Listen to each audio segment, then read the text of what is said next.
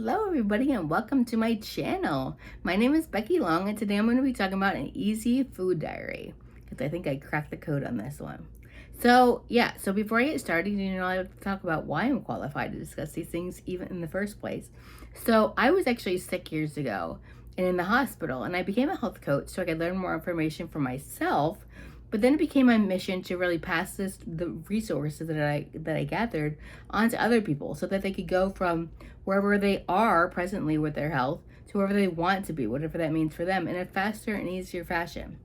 Because I think, and I share this message with as many people as I possibly can, because I think there are a lot of symptoms and diseases that people think that they have to deal with that take them away from the things that they're passionate about and what they want their life to be about. And I don't think that has to be the case.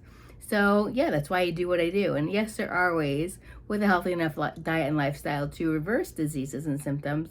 But if we didn't have to deal with them in the first place and be sidelined, then I just think it would be so much cooler. So back to the easy food diary. So this is what I figured out. So in a lot of cases, you might be asked to do a food diary, and it's something I think that's handy once in a while, just to kind of spot check ourselves and just make sure that we're kind of on track with what we want to do. So whether it's a day or multiple days or a week or however long you're doing a food journal for, this is what I think would be helpful. So I would make a list of the foods that you eat for each meal and not ingredients. So if you eat something like pizza, then put pizza. You don't have to break it down into the crust and the sauce and the cheese and toppings and all that. I would just put pizza. And then if it contains animal products, it's an animal product. If it doesn't, then it's not. And it's that simple. So, just overall, if it contains an animal product, the whole thing just counts as an animal product. So then I would cross off any non-foods. So those are things like French fries, things that at one point used to be a plant, but it's been changed so much that it's not really a plant anymore.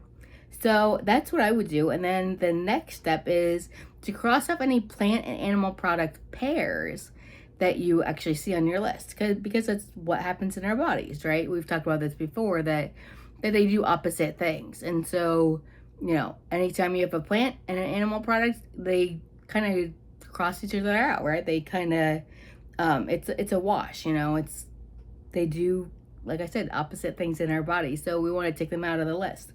And then you want to look at the list and see what you're left with. If you're left with plants or animal products. And that's kind of how you can see, if you're on track or not. I personally think you should be left with more plants because those are the things that are going to help your body out. Animal products do nothing to help our bodies. So I would definitely recommend that they have more plants left over.